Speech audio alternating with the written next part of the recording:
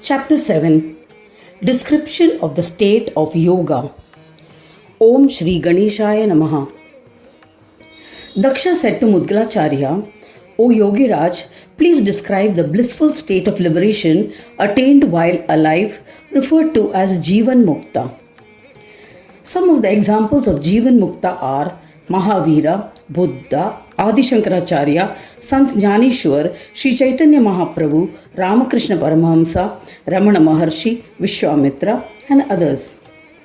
Please tell me what happens to the fruits of all the auspicious and inauspicious deeds which are to be endured by him.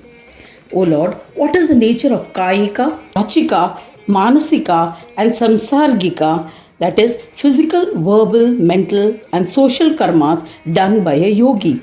What is his gati, destiny of the soul?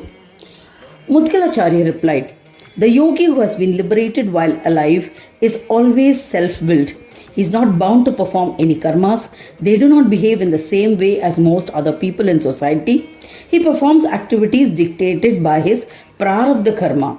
Karma consists of the past actions that affect the current life. Prarabdha karma is only exhausted after its consequences have been experienced or its debts paid off. There are three main types of this karma, which is personally desired, anicca or karma without desire, and parecha or karma that is the result of another's desire. The yogi who has achieved union with the higher self does not experience ichcha prarabdha karma but is still subject to aniccha and parecha, three kinds of karmas.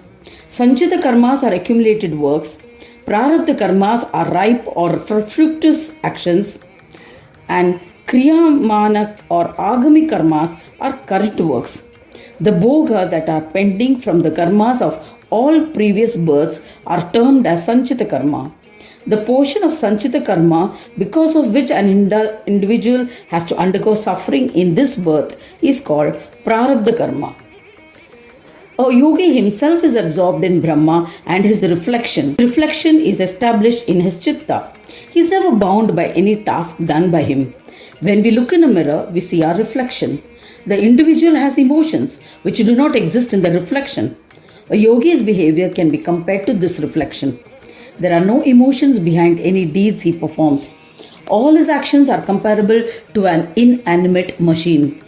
Even though he performs all karmas like a common man, yet he is not bound to their dosha. Karma dosha is a consequence of human acts. As he has united with Brahma, he is not subject to auspicious or inauspicious fruits of his deeds. The yogi who is inspired by prarabdha will only undertake karma such as pilgrimages, yajnas, worship of the deities, etc., by which he earns merits. A yogi will always perform them maintaining purity and observing the precepts of dharma, yet he will not enjoy the rewards of the merits he has earned. This is definite. Due to prarabdha, consequences of past life karmas, he may regularly commit various sins with ease.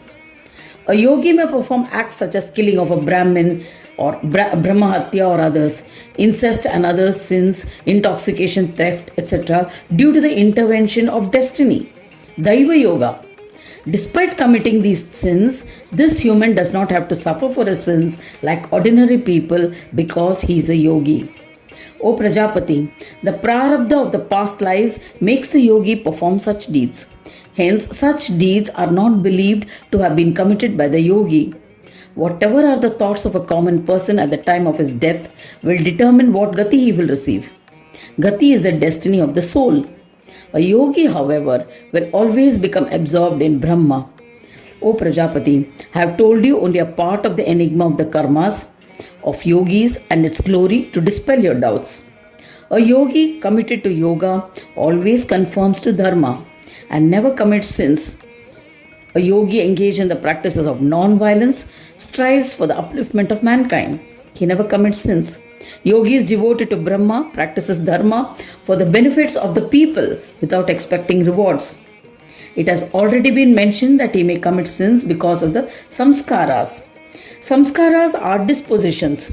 character, or behavioral traits that exist as default from birth or prepared and perfected by a person over one's lifetime, that exist as imprints on the subconscious.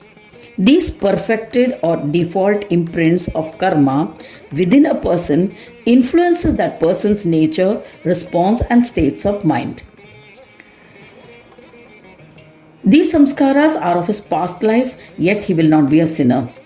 Why will a yogi behave in a manner which can cause sorrow to living beings? He will never commit such sins. He sees only Ganesha everywhere and gives his undivided thought to him. Therefore, he performs only those good deeds which will bring happiness to the world. O Daksha, the prarabdha of yogis does not make them commit sins. Their prarabdha is filled with meritorious acts. A human strives in every birth to attain yoga, union with Brahma, by performing his dharma, with devotion to Brahma as an offering to him. It is then that he becomes a yogi. O Daksha, then how can his prarabdha provoke him to possess evil thoughts? Such a Mahayogi will always observe the precepts of dharma. Now I am going to tell you how yogis always live.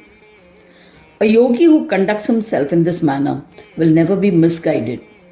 When a human, through sadhana, diligent practice of Mahayoga, restrains his chitta and forsakes the 5 fluctuations of the chitta, he becomes a yogi. A yogi, by comprehending Chintamani, who resides in his chitta, merges into him along with his chitta. After he becomes a form of the divine, he remains immersed in Brahma. The Shastras say that yogis do not have to endure their prarabdha. A yogi, if determined, can also change his dharma. If a yogi commits suicide, he does not incur a sin for this action. He commits suicide only if his destined life is over. This is definite. Even if a human becomes a yogi, he will think rationally and will not consider suicide.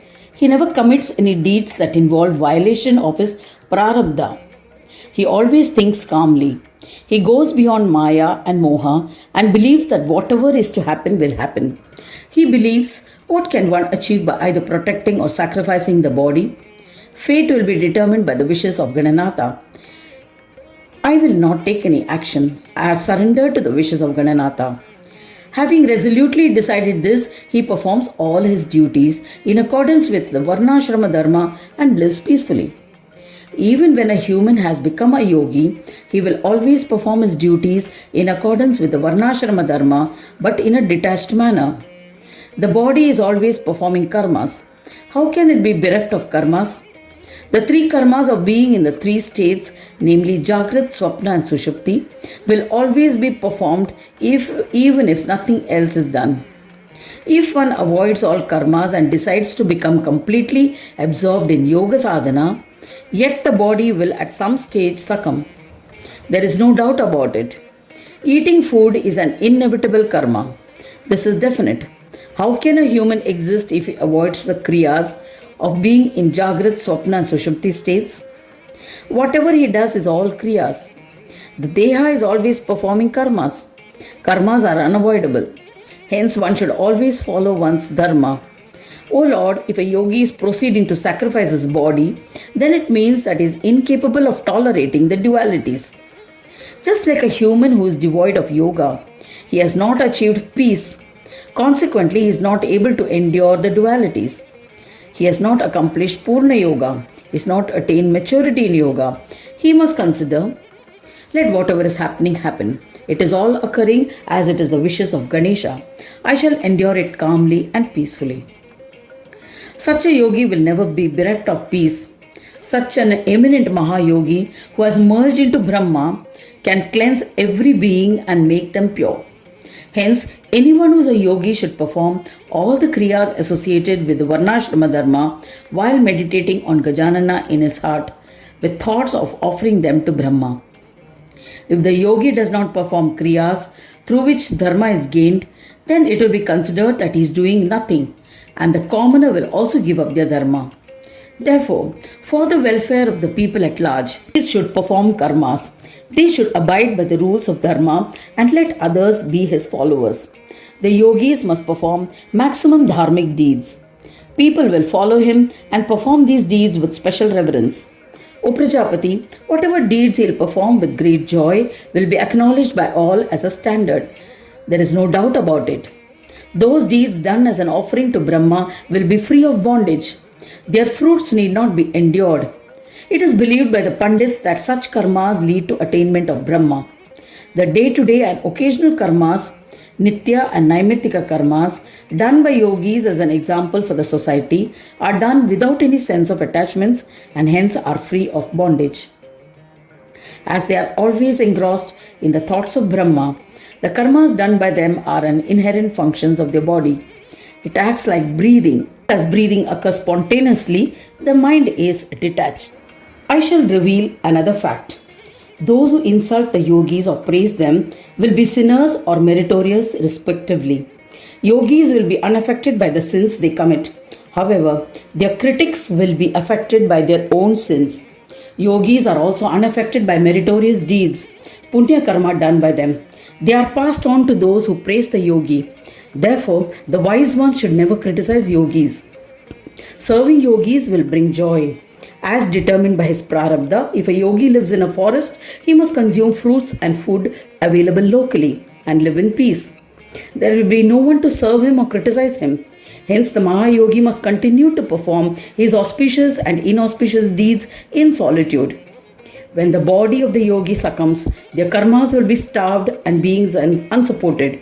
The auspicious and inauspicious karmas will also die. O Daksha, I have told you everything about a yogi who has become the divine. Listening to it bestows auspiciousness.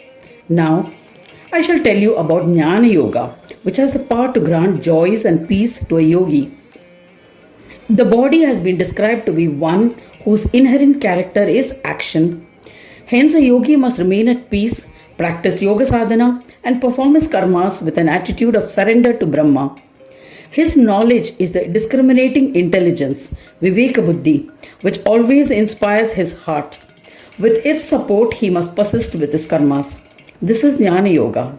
Various ideas emerge in his heart, enlightening him on how to practice yoga with joy and how to restrain the ideas of physical gratification that emerge in his mind. Knowledge of how to create and destroy objects is known as Vishaya Jnana. Wisdom acquired due to the influence of Yoga Bhumi in the yogic stages of Ekagra and Niruddha is the knowledge that grants divine bliss. The former has a form and name or Upadhi, while the latter is untitled, which is the Shuddha Brahma. The yogi who forsakes the former becomes the most successful one. The objects which have name and form are the various Vishayas, that is, objects of desire. To think of such an object means to express a desire to want it or not. Such thoughts can destroy the Samadhi state.